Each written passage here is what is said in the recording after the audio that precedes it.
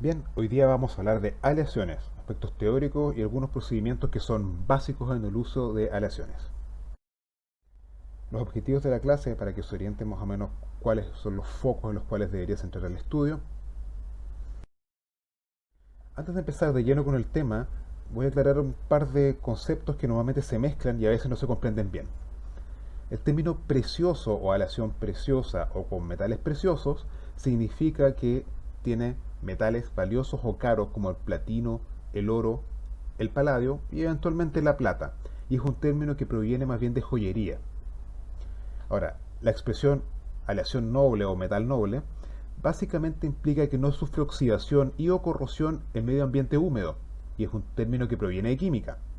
Este término no es un poco más útil en odontología, porque se asocia en general a que tiene poca reactividad con otras sustancias en boca.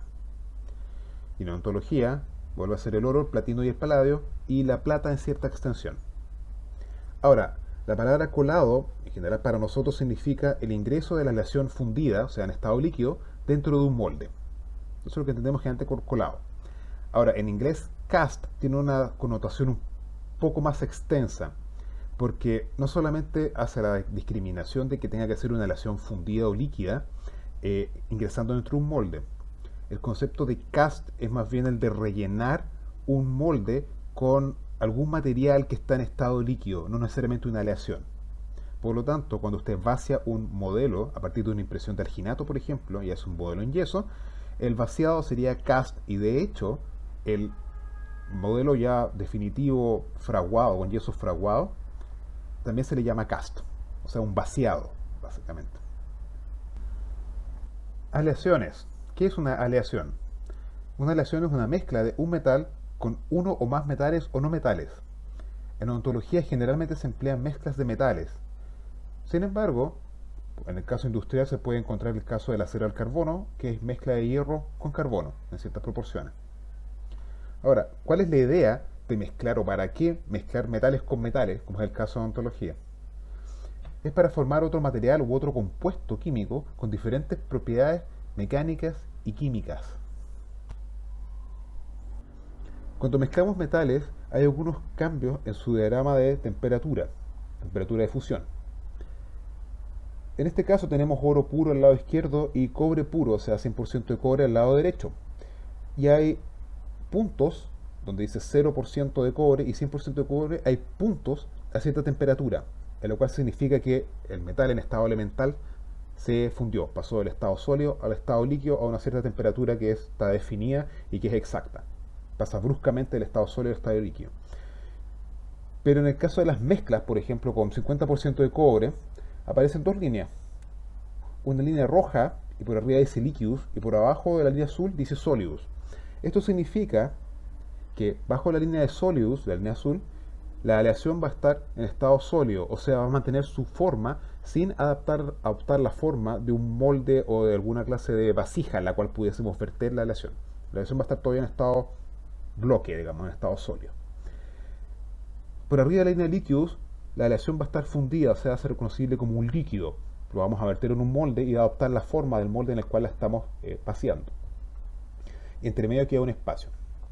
Esto es propio de las aleaciones porque de alguna forma a la aleación las diferentes proporciones de metales elementales con sus respectivos puntos de fusión le van cambiando las propiedades de fundición a la aleación. Y es muy común, y ocurre en casi todas las aleaciones, que aparece en el diagrama de temperatura este espacio que está churado con líneas verdes, que es la temperatura de ablandamiento. En esta temperatura de ablandamiento lo que está ocurriendo es que el metal que tiene menor punto de fusión ya debería haber pasado al estado líquido por la temperatura que tiene. Sin embargo, el metal que tiene mayor punto de fusión se lo impide, insiste en quedarse en el estado sólido. El resultado neto es que comparando en este caso el oro con el cobre, básicamente se le aumenta la temperatura de fusión entre comillas al metal de menor punto de fusión y se le reduce el punto de fusión al metal que tiene mayor punto de fusión. Eso vale decir de alguna forma sus propiedades de fusión, digamos su temperatura de fusión, se equiparan o se balancean. Ahora, no todas las aleaciones tienen un diagrama que es tan progresivo y tan diáfano, tan puro, ¿no? Y realmente las curvas a veces son bastante abruptas y tienen cambios de direcciones bruscos. Ahora, otro aspecto que hay con respecto a los materiales en general, y es una de las razones por las cuales preferimos aleaciones por sobre metales que sean químicamente puros, es que se pueden cambiar este diagrama que es de la elasticidad, pero realmente otros diagramas cambian, pero el de la elasticidad es particularmente interesante.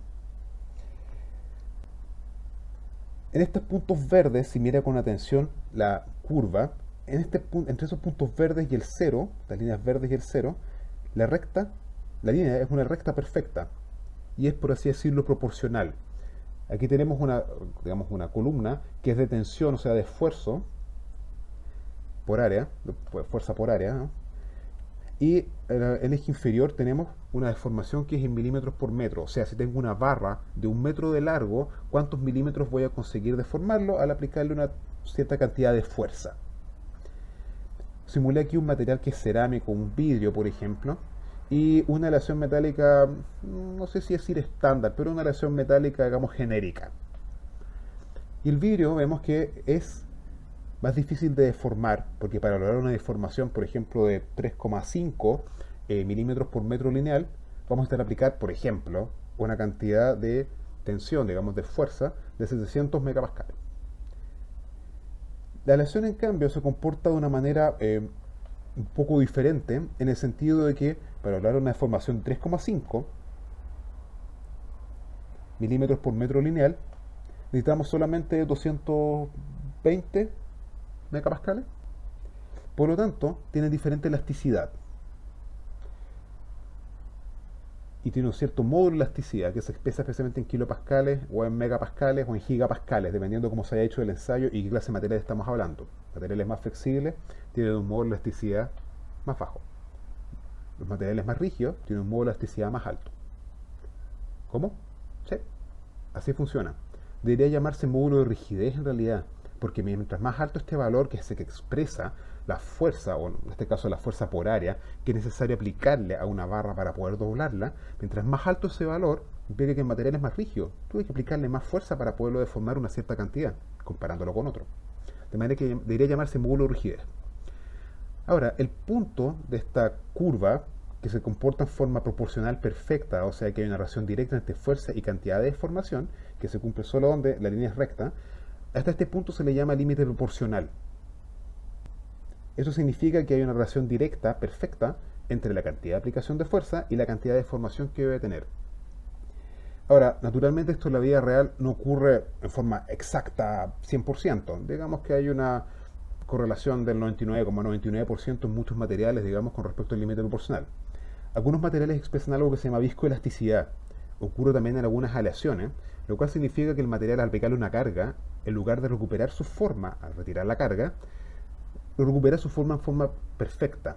Básicamente tiene una recuperación elástica, por ejemplo, del 99%, pero tiene un 1% de formación residual.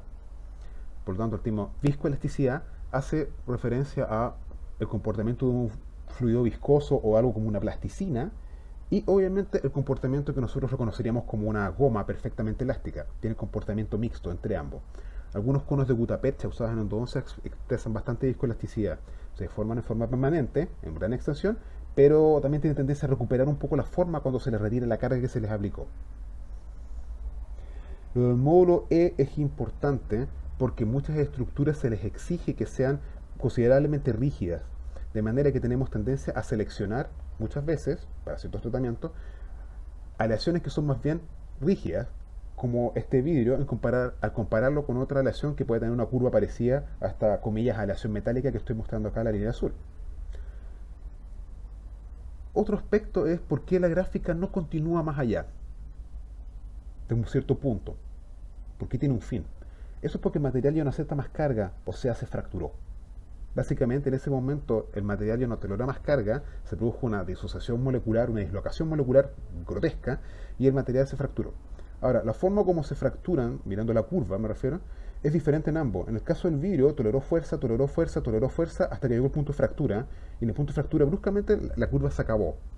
Pero no hubo deformación permanente probablemente. O sea, básicamente este es el comportamiento de un material que es frágil, lo cual significa que los fragmentos probablemente los puede volver a readaptar y van a quedar perfectamente alineados. Es como fracturar una varilla de vidrio. Si consigue reparar, tomar los dos extremos de la varilla de vidrio y unirlos a través de rasgo fractura, se da cuenta que coinciden en forma perfecta. Sin embargo, el comportamiento de esta, comillas, aleación metálica, comillas, en azul, tiene primero un cambio de dirección de su curva hasta el límite, desde el límite proporcional hasta el punto de mayor resistencia mecánica que tiene, que también son 700 megapascales. Pero después, si se fija, se sigue produciendo algún grado de deformación, pero se requiere menos carga. Esto significa que lleva un reacomodo más o menos evidente de los granos que componen la aleación, o sea, de su estructura molecular sufrió algunas dislocaciones. Básicamente, algunas moléculas se reordenaron y no recuperaron la energía intermolecular del enlace. De manera que el material está un poco menoscabado, está debilitado. Es una forma de ver fatiga. Es una de las formas de ver fatiga. De manera que para poder transformarlo aquí casi hasta 16 milímetros por metro lineal, pues tienes que aplicar menos carga, porque básicamente el material ya tiene un poco menos de resistencia y quedó deformado en forma evidente. Después se produjo la fractura. Probablemente la fractura de esta barra de aleación metálica, en este caso tratar de hacerla coincidir, no va a coincidir en forma perfecta, porque antes de fracturarse ya tuvo una deformación que fue permanente y no elástica. Ahora, repito, considerando que todos los materiales, en mayor o menor medida, sufren o experimentan algo de viscoelasticidad, es difícil que un cuerpo sea perfectamente frágil, que tenga un punto de fractura perfecto, y que los cabos, digamos, de fractura puedan ser reubicados en forma perfectamente precisa sin ninguna clase de visible desajuste entre ellos. Siempre se produce algún grado de deformación permanente antes de la fractura, aunque sea a nivel microscópica. Al caso de los vidrios, materiales cerámicos en general calzan muy bien y quedan casi perfectamente coaptados. De hecho, a veces parecen perfectamente coaptados. Pero es raro que un material, por ejemplo, como el vidrio, fracturarse, sobre todo si es con una carga progresiva o repetitiva en el tiempo, es difícil que la fractura que se produzca sea perfecta y absoluta y totalmente, eh, capaz de ser coaptada. Probablemente al ojo desnudo va a parecer que capsa perfecto. Y de hecho, una de las características de los materiales frágiles es justamente ese, que se fracturan a través de un rasgo limpio de fractura y los fragmentos, por lo menos macroscópicamente, se pueden reubicar y coinciden. A nivel molecular, probablemente no, porque algún grado de deformación tiene que haber tenido. Ahora, otro concepto que hay que entender o tener en cuenta al seleccionar una aleación es la elongación. Y la elongación equivale como al estiramiento, es como tirar una bola de plasticina y tratar de hacer un cilindro tirando una bola de plasticina y tratar de hacer un cilindro por tracción. Estiramiento. Eso puede medir de varias formas. Ahora, generalmente los catálogos de aleaciones prefieren la que está abajo. Pero básicamente, una forma de medirlo es cuánto porcentaje puedo estirar una barra de 1 metro al aplicarle una cierta carga estándar. Por ejemplo, 500 kilopascales, por ejemplo. ¿Cuánto porcentaje del original se puede estirar? Hay otra forma, que es la que se refiere a una ontología, que es cuánta fuerza, medio en kilopascales o en gigapascales, cuánta fuerza se necesita para estirar una barra en un 0,2% de su longitud original. Y eso le llaman yield strength al 0,2%. Básicamente es, para dejarlo estirado un 0,2% de su largo original, cuánta fuerza necesito. Esto tiene cierta importancia, lo del yield strength, lo del estiramiento, porque las aleaciones a veces son sumamente difíciles de formar por tracción, lo cual implica que, punto bueno, tienen poca tendencia a quedar con deformaciones al recibir cargas, por ejemplo, al comer algo muy duro, lo cual es bueno, probablemente porque la restauración, en ese caso macroscópicamente, mantiene la forma. Pero en ocasiones nos interesa que los bordes de ciertos procedimientos, incrustaciones, por ejemplo, con biseles, a veces nos interesa que la aleación tenga una mínima cantidad de deformación para que podamos bruñir los bordes y coaptar mejor, colapsar el bordecito delgado de aleación, colapsarlo mejor contra el diente, porque eso redunda en menor desajuste entre la restauración y las paredes dentarias. Naturalmente, una aleación blanda como una plasticina no nos sirve, y una aleación prácticamente indeformable por tracción, como los vidrios, tampoco nos sirve. Pero hay un cierto rango en el cual debemos aprender a movernos, de manera de poder sacar el máximo de provecho a los materiales, las capacidades de las aleaciones, especialmente cuando hay biseles de por medio. Ahora, el tema de la elongación se ha asociado, bueno, al flujo, de forma inicial, a la ductilidad y solo lejanamente la maleabilidad. La ductilidad es la capacidad de formar alambres a partir de una bolita, básicamente por tracción poder estirarlo. La maleabilidad, en cambio, es lo opuesto, por fuerzas compresivas tratar de lograr hojas, o sea, tomar una pepa de oro, por ejemplo, y golpearlo sobre una mesa metálica con un martillo, hasta obtener una hoja, por ejemplo, de 60 por 60 centímetros, por ejemplo, lo cual es algo que se puede lograr, porque tiene buena maleabilidad. Pero normalmente están relacionadas la ductilidad con la maleabilidad, pero no siempre. Algunos materiales se pueden trabajar bastante bien por compresión, pero no son tan dúctiles, no se estiran en la misma proporción, también tienen tendencia a cortarse. Pero se asocian aproximadamente a la elongación, al estiramiento, se asocian ambos, sobre todo la ductilidad y la capacidad de flujo. En el fondo están relacionadas a las dos primeras, a la ductilidad y la maleabilidad, esta asociada de flujo. Ya, cuando vemos aleaciones y decimos cambiamos las propiedades de los metales originales, sí, fantástico, bueno, ¿qué es lo que hay que ver? Lo primero son las propiedades físicas.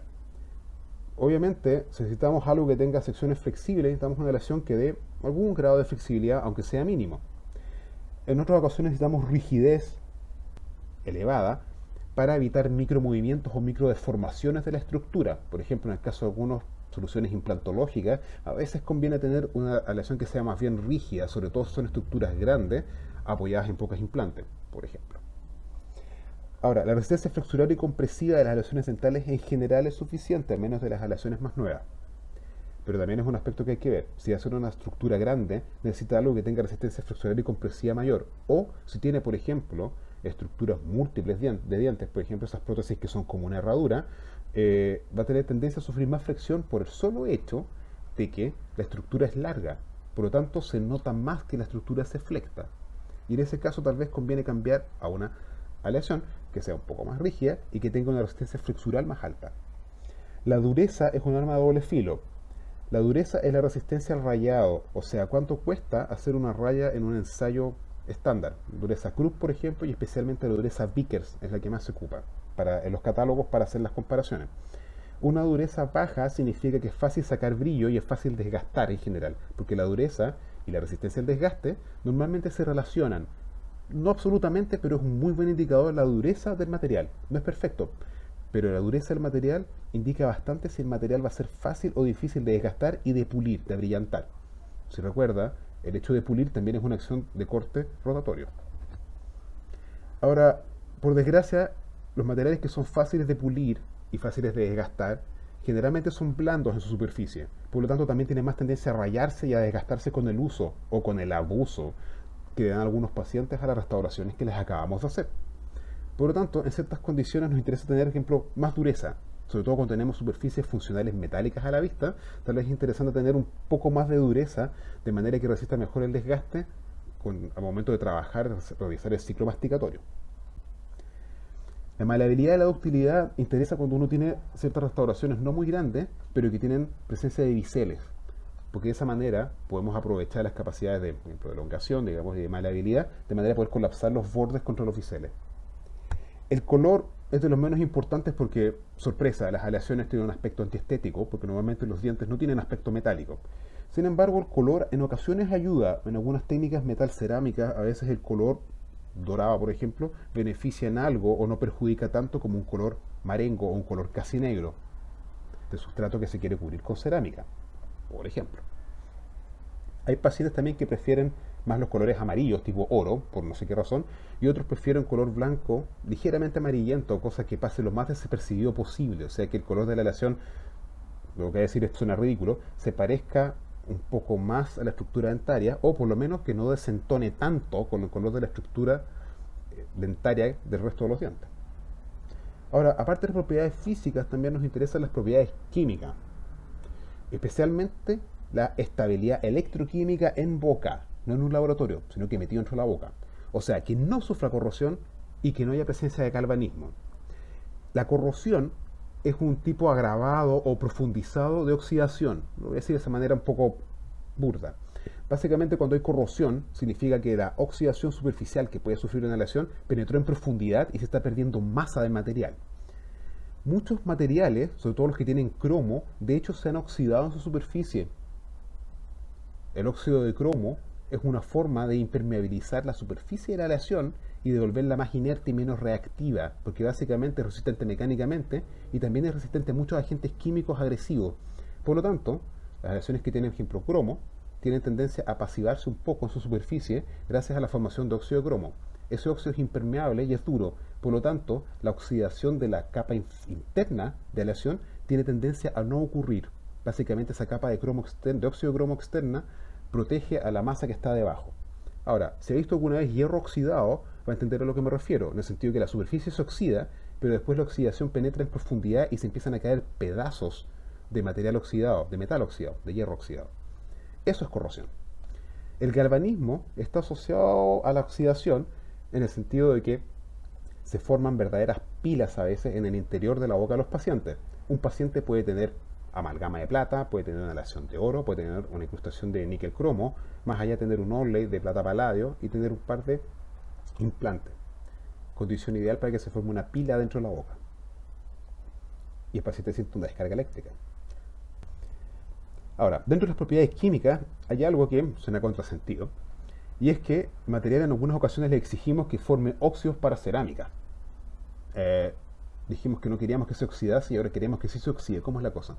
Estos óxidos para cerámica se forman con un procedimiento especial, en el cual la estructura a la cual le queremos adherir o pegar cerámica, necesitamos calentar a cierta temperatura, digamos, por ejemplo, 600 grados.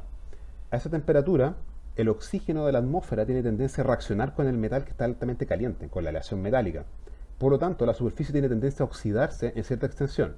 Dependiendo del tipo de aleación, la capa de óxidos varía en color y en grosor y en resistencia. Pero básicamente, el proceso de oxidación para aplicación de cerámica es algo que no debería ocurrir a temperatura ambiente, y mucho menos dentro de la boca. Esta formación de óxidos ocurre dentro de un horno de un laboratorista dental, y se le aplican 600 grados para arriba, para poder oxidar la superficie del metal, y que de esa manera se adhiera químicamente de mejor forma la cerámica a ese sustrato metálico. Bueno, ¿por qué usamos aleaciones metálicas coladas? La verdad es que las aleaciones coladas que se han hecho por vaciado, digamos, de aleación líquida dentro de un molde, tienen muy buena reproducción de detalles todavía. Los sistemas CAD-CAM de todas maneras han mejorado mucho y se van viendo ya pocas diferencias entre un colado y un sistema CAD-CAM. Pero el colado todavía es ligeramente superior, especialmente cuando se ocupan aleaciones altamente nobles. La reproducción de detalles, por ejemplo, es muy buena. Permiten en general un muy buen pulido, no le saca brillo y normalmente el brillo después es duradero, lo cual significa que tiene menos tendencia a que se le adhieran ciertas manchas, por ejemplo, o que se le adhieran bacterias, lo cual es bueno. Ahora, las propiedades físicas especialmente, bueno, y químicas, son favorables. Las propiedades químicas desfavorables de algunas aleaciones antiguas han ido desapareciendo. Las aleaciones han mejorado harto y son bastante predecibles hoy en día. Además, no se ocupan tanto como antaño, por lo tanto ya no hay esas mezclas de aleaciones dentro de la boca de los pacientes. Las propiedades físicas obviamente son mejores que las de muchos materiales cerámicos. Los materiales cerámicos han mejorado mucho, pero de todas maneras tiene varias ventajas mecánicas en cuanto a resistencia a la flexión. Por ejemplo, resistencia mecánica en general, digamos, capacidad de carga. De manera que cuando se necesita una solución como muy resistente al esfuerzo, las aleaciones metálicas es una de las primeras cosas que uno debería pensar. Y una de las ventajas de estas propiedades físicas superiores es que la resistencia mecánica con espesores delgados suele ser muy buena, mejor que muchos materiales cerámicos y sobre todo que los cerómeros. Por lo tanto, uno en ciertas ocasiones puede realizar menos desgaste de la estructura dentaria, o sea, conservar un poco más de tejido dentario, a expensas naturalmente de hacer sufrir la estética. Dentro de las desventajas de las aleaciones metálicas, ya sea hechas por culado o por sistemas CAD-CAM, por fresadora controlada por computadora a partir de un bloque sólido, la primera desventaja es que no son estéticas en sí mismas, y eso hoy en día es el principal, digamos, escollo para seguir usando aleaciones metálicas como tratamiento base. Ahora, algunas aleaciones son mucho más rígidas que la estructura dental. Todas las aleaciones dentales en realidad son más rígidas que la dentina, por lo menos. Pero algunas son aún más rígidas. Y eso no es bueno porque tiene tendencia a cambiar la mecánica del diente al momento de masticar, al momento de recibir fuerzas. Ahora, que eso sea un problema clínico o no, es mucho más discutible en realidad. Pero en realidad es innegable que las aleaciones son todas más rígidas que digamos, la elasticidad de la dentina. Son todas más rígidas.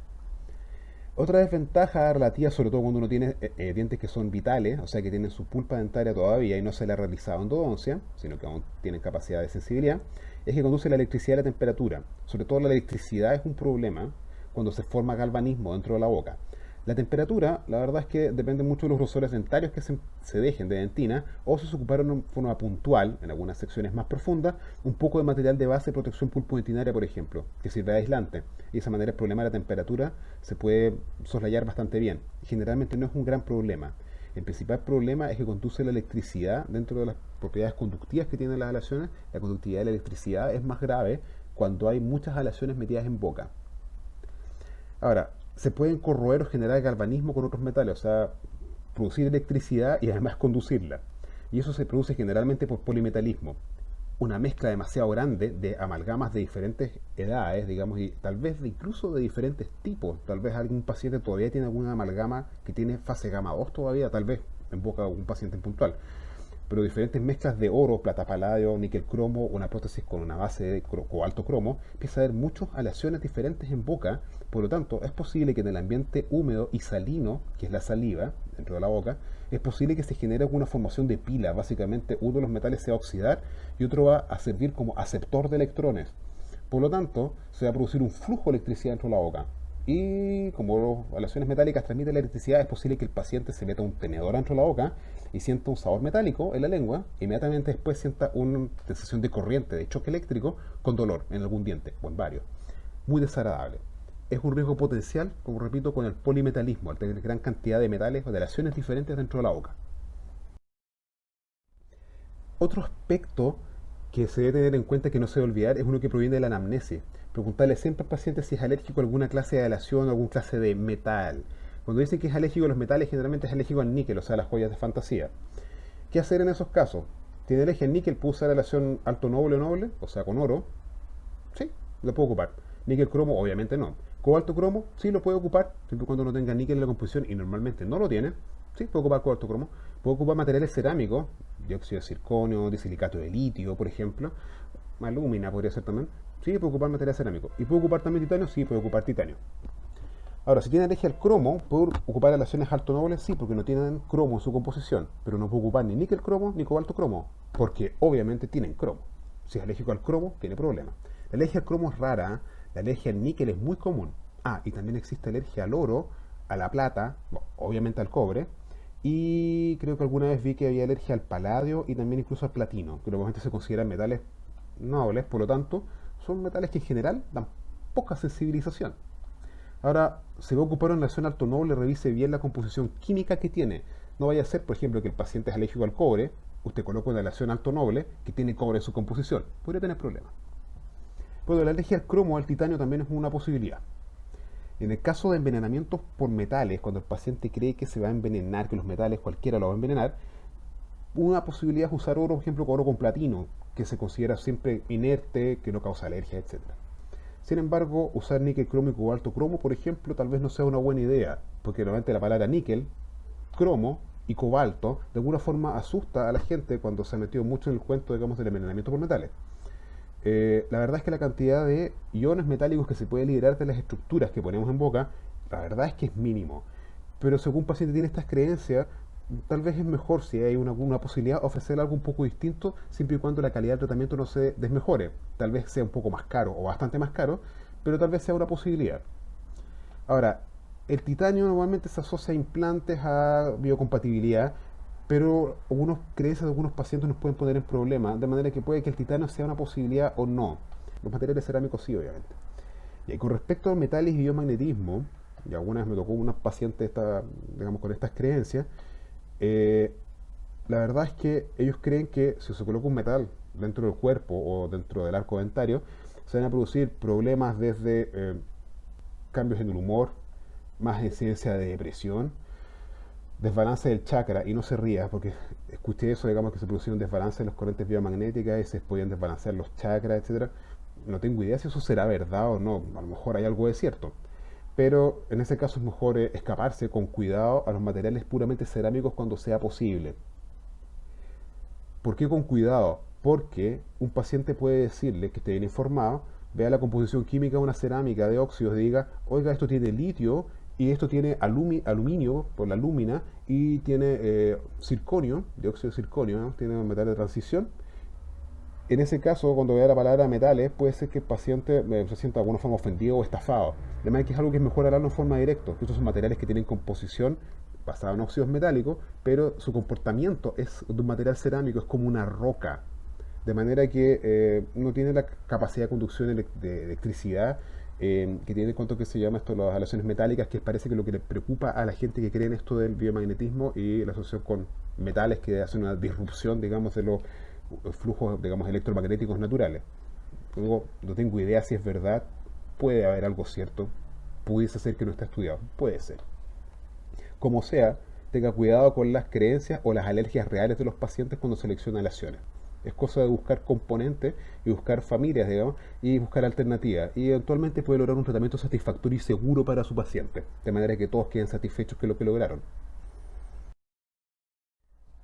Esto es un resumen de casi todo lo que se puede hacer en boca. A veces faltaba una amalgama en alguna parte y una incrustación de plata paladio. Y con eso hemos estado completos con prácticamente todo lo que se ocupa. Porque acá hay una incrustación tipo onlay, casi un overlay, de níquel cromo. Hay un puente que es de cobalto cromo de 3 unidades. Este diente intermedio segundo premolar que hay acá es más falso que Judas. Aquí no hay raíz dentaria. Esto es una sola estructura metálica que está forrada con cerámica por fuera para que parezcan 3 dientes. Aquí hay dos pilares de titanio que están atornillados sobre sendas raíces falsas, o sea, implantes de titanio. Aquí hay algo que tuvimos que hacer con dolor de mi corazón, tuvimos que hacer algo muy atípico, que es hacer una técnica adhesiva, intentar una técnica adhesiva sobre muñones metálicos que estaban instalados y no pudimos retirar. Acá hay una espiga colada que es nueva, de níquel cromo. Aquí hay dos incrustaciones Inlay con bisel largo de aleación de oro, obviamente. Aquí hay otra corona más que es de níquel cromo, metal cerámica, totalmente cubierta con cerámica. Y acá hay una corona metal cerámica con cara oclusal metálica, que también está hecha en níquel cromo. Así que aquí hay una, dos, tres, cuatro y media aleaciones, cuánto que se llama esto jugando en boca, porque los pilares de titanio no son del mismo grado que los cuerpos implantarios, son de aleaciones ligeramente diferentes. Así que si bien es titanio, digamos, modificado uno de los elementos que está atornillado ahí. De manera que gran cantidad de aleaciones metálicas jugando acá. Ahora, problemas de, en este caso, de polimetalismo, descarga eléctrica, sabores metálicos extraños en boca, no hubo problemas por suerte. Ahora, ¿cómo se clasifican las aleaciones? Porque siempre hay que agruparlas por características similares de algún tipo, una forma, digamos, de organizar el conocimiento y la clasificación. Bueno, la ADA más clasificada la ha ido cambiando con los años, pero básicamente sigue siendo más o menos igual a esto. Que la clasifica en tres tipos, de acuerdo al contenido de oro, es una clasificación por composición química.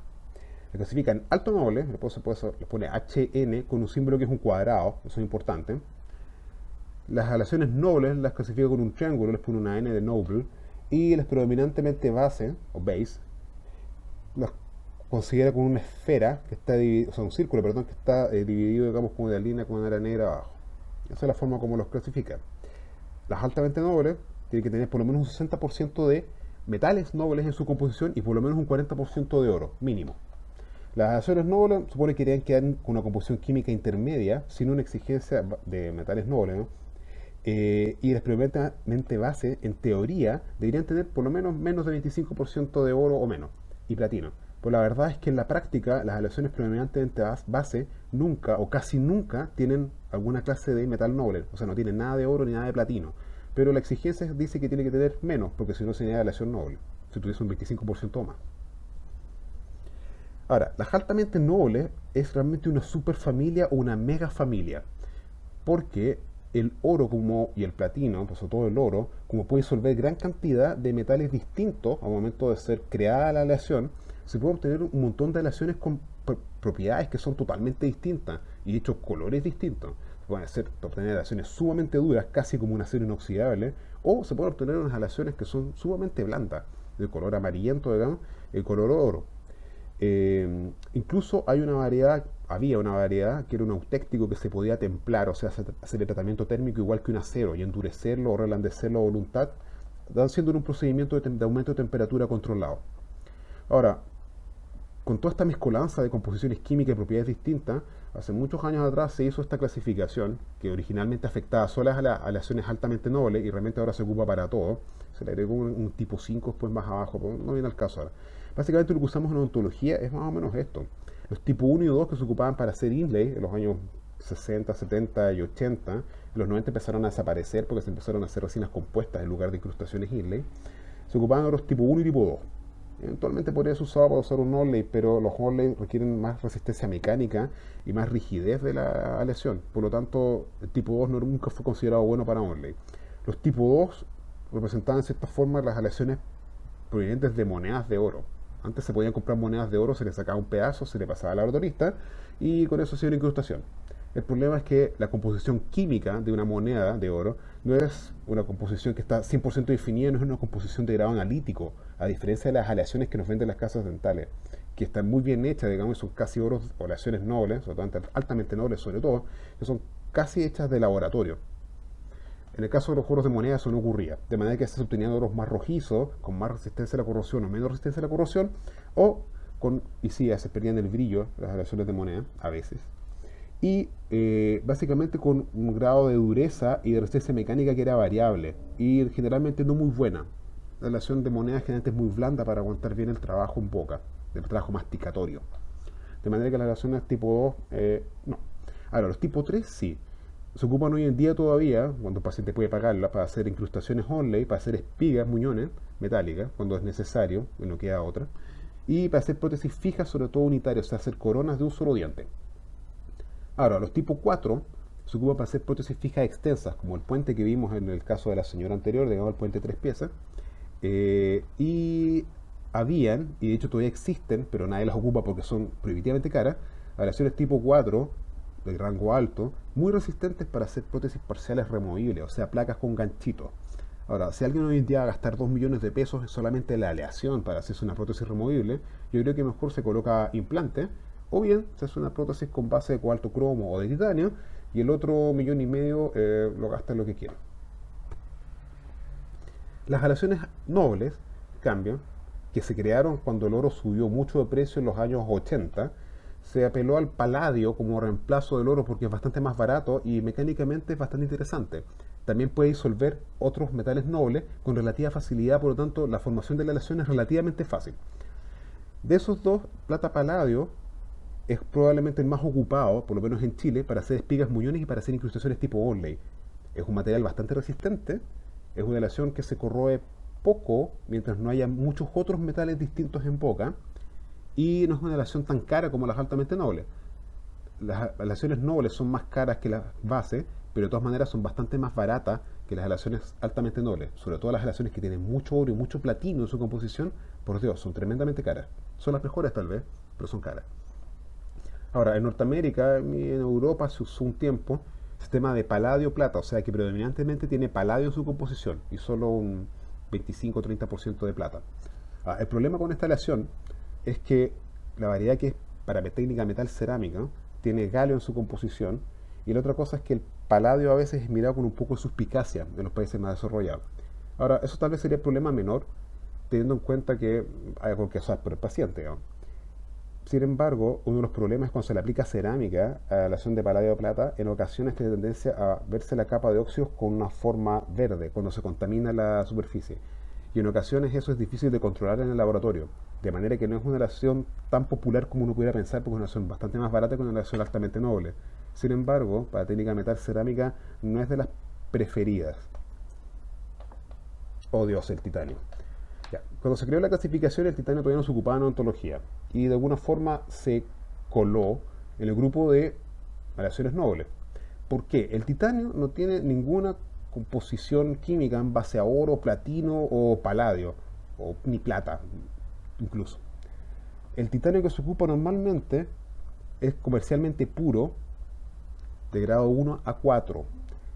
Comercialmente puro significa que tiene un 95%, 98% de titanio, químicamente puro en su composición, pero además tiene ciertas otras inclusiones, por ejemplo, de oxígeno, de nitrógeno o de hierro o algunas otras sales. Por lo tanto, sus propiedades son ligeramente diferentes. Por eso se habla de comercialmente puro, que tiene gran proporción de titanio, pero tiene unos contaminantes, entre comillas, que le cambian un poco las propiedades, sobre todo mecánicas.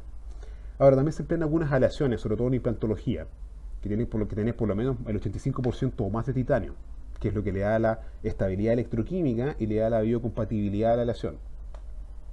Ahora, el titanio grado 5, que es titanio aluminio vanadio, es muy popular en implantología y se ha ocupado de cierta extensión del titanio grado 6, que es titanio aluminio estaño. Ahora, ¿por qué está este metal medio contaminado, o las aleaciones de titanio? ¿Por qué están en el grupo de las aleaciones nobles? Y es porque son electroquímicamente bastante estables. Al igual que algunas aleaciones que tienen cromo, las aleaciones de titanio, o el titanio comercialmente puro, tienen tendencia a formar una capa de óxidos que es impermeable, difícil de corroer y que se adhiere tenazmente a la aleación metálica que está inmediatamente debajo. O sea, básicamente es una capa de óxido de titanio que es dura y que es difícil de desprender. Por lo tanto, no tiene tendencia a sufrir corrosión.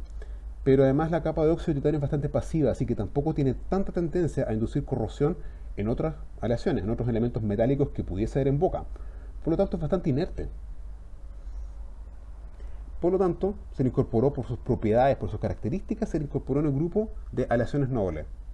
Pero de metales nobles en su composición no tiene nada. Y las aleaciones predominantemente base. Las aleaciones predominantemente base, básicamente se ocupan dos. El níquel cromo, que ha ido teniendo un retroceso con los años en favor del cobalto cromo, y el cobre aluminio berilio, que está, rest in peace, está un poco muerto. Hace muchos años ya que no aparecen publicaciones de cobre aluminio berilio. Se usó mucho en los 80 y 90 y tenía algunos problemas de falta de pasividad electroquímica, estabilidad electroquímica en boca, tiene que ser sometido a un proceso de anodización. Básicamente pasar una corriente eléctrica para que se formase artificialmente una capa de óxidos en la superficie y eso quedase estable. Pero básicamente material prácticamente no se ocupa hoy en día. El níquel cromo se emplea generalmente para tratamientos de tamaño un poco más contenido en general, para hacer espigas, por ejemplo, para hacer onlays, espigas muñones estoy hablando, onlays, prótesis fija unitaria o plurales que sean cortas, como el puentecito de la señora, del caso anterior se podría haber hecho ese puente de 3 piezas, se podría haber hecho todavía en níquel cromo. Ahora, el cobalto cromo brilla en general en prótesis parcial removible. Durante muchos años fue el reemplazo de las aleaciones tipo 4 de rango alto, digamos, que son altamente nobles y tremendamente caras y pesadas. El cobalto cromo es bastante más liviano, tiene una densidad solamente de 8, 8,3 o 8,5. En cambio, una aleación altamente platinada de oro tiene una densidad de 17 o 20. Digamos. De manera que por volumen es mucho más pesada porque el material es más denso. El cobalto cromo también se ha empezado a usar en los últimos 15 años en gran extensión para hacer prótesis fijas plurales que son extensas o grandes, especialmente sobre implantología, pero también sobre diente natural. De manera que es un material que tiene varias ventajas en comparación con el níquel cromo y básicamente no es mucho más caro. Es más engorroso de trabajar que el níquel cromo, pero los beneficios que aporta superan sus desventajas, digamos, y su dificultad de manejo. Ahora, las aleaciones se pueden procesar o se pueden manejar de manera a obtener estructuras, que es lo que a nosotros nos interesa, obtener prótesis removibles, obtener incrustaciones, espigas, muñones, etc. Se pueden manejar para obtener ese tipo de tratamiento, por lo menos de dos maneras diferentes. La primera es por colado, o sea, derretir la aleación y meterla en un molde, ¿de acuerdo? Y eso se emplea principalmente para el níquel cromo, para hacer incrustaciones, espigas, prótesis fijas, y las aleaciones nobles, alto nobles también, para hacer incrustaciones, espigas y prótesis fijas. Ahora, también se puede usar el cobalto cromo por colado y el titanio también se puede colar, se puede fundir. Pero normalmente tanto el cobalto cromo como el titanio se emplean principalmente para prótesis removible por colado y solo secundariamente para hacer prótesis fija, porque es un cacho hacer la fundición. En el caso de las prótesis removibles no tenemos muchas más opciones como práctica y fácilmente accesible para hacer una estructura para prótesis parcial removible metálica en cobalto, cromo y titanio, como no sea colándola, o sea, derritiéndola y metiéndola en un molde. Ahora, para otro tipo de tratamiento, el cobalto cromo y el titanio, básicamente para prótesis fija extensa, implanto soportado o no, y en el caso del titanio principalmente para prótesis fija implanto soportada, en este caso podemos usar CAD/CAM con relativa facilidad porque resulta práctico hacerlo. No resulta más barato, pero sí resulta mucho más práctico y mucho más rápido de ejecutar y en ciertas extensiones más preciso. En cierta extensión, en el caso del cobalto cromo y el titanio. El sistema CAD/CAM, por si no lo sabe, es un sistema que es de diseño asistido por computador y de manufactura asistido por computador. ¿Y qué algo significa eso? Imagine que usted tuvo una cámara intraoral, la mete dentro de la boca, escanea los dientes que tiene desgastados y que quiere arreglar con sus, digamos, desgastos o preparaciones biológicas ya realizadas, y la cámara le permite obtener una sucesión de imágenes que un computador especial es capaz de interpretar y rearmar como un volumen. ¿Me entiendes? Entonces obtiene un modelo que es virtual, que es digital, es un escaneado básicamente de la boca y de los dientes que vamos a intervenir. Y después de obtener este modelo virtual, podemos nosotros diseñar una estructura, no sé, el laboratorista, puede ser que uno le ayude o le dé alguna indicación, pero se diseña en el computador, se marca un área en el cual va a estar contenida la restauración que queremos hacer y el computador hace algunos cálculos, guarda un archivo y después se conecta a una fresadora. El operador, el laboratorista coloca la aleación, un bloque dentro de una máquina que es una fresadora, y esa fresadora, ya sea por fresado real o bien usando piedras diamantadas, en cuyo caso se llama grinding, puede desgastar la parte externa e interna de ese bloque de manera a obtener una restauración que se pueda colocar en boca. Y eso básicamente se hace robotizado, digamos, por decirlo de alguna manera, con intervención humana pero más limitada. Eso es un sistema CAD-CAM. Y eso principalmente se ocupa para cobalto, cromo y titanio. Se ha intentado usar CAD-CAM para aleaciones alto noble en Norteamérica. No sé en qué quedó eso. En realidad se puede usar sin problema una máquina fresadora contra aleaciones altamente nobles. El problema es que hay gran cantidad de desperdicio, porque sale mucho aleación pulverizada de oro, por Dios. Y eso es caro, estamos hablando de otro valor, otro nivel Dentro de las de costos, aleaciones digamos. Por predominantemente lo tanto, es base demasiado se encuentra el desperdicio. cobalto cromo. Aleaciones altamente nobles, tratamientos antiguos que se hacían antes, incrustaciones cervicales, muchas veces retenidas con pines, toda una hazaña poder hacerlas sin matar la pulpa. Y aquí hay una incrustación que era prácticamente era un Orley o D, muy extenso, en aleación de oro también. Y estos son el caso de la otra señora con las incrustaciones lindas que tenían más de 30 años.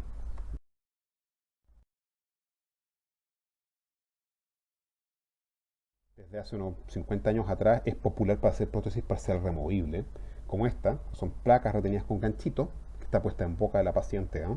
Faltaban dientes, lo reemplaza la prótesis.